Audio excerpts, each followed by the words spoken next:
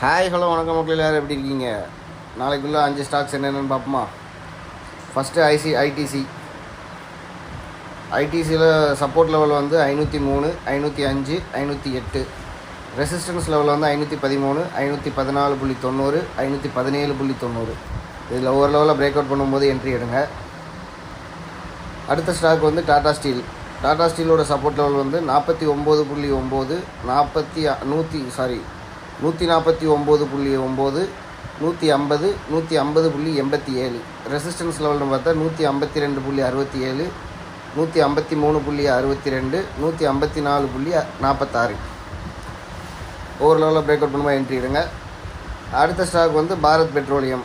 அதோட support level வந்து 347, 351, 356. Resistance லெவல்னு பார்த்தா 364, 368.85, 373.35.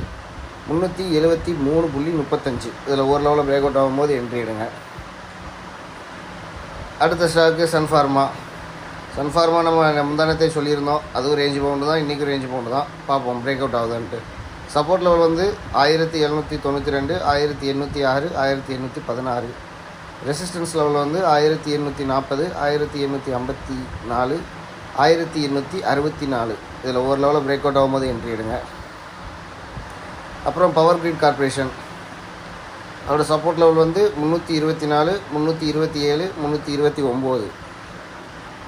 ரெசிஸ்டன்ஸ் லெவல் வந்து 333.85, 336.40, 338.55. இதில் ஒரு லெவலில் பிரேக் அவுட் ஆகும்போது என்ட்ரி எடுங்க. நமக்கு பிரேக் அவுட் கிடச்சி என்ட்ரி கிடச்சா நம்ம டெலகிராம் சேனலில் கால் சொல்லுவோம்.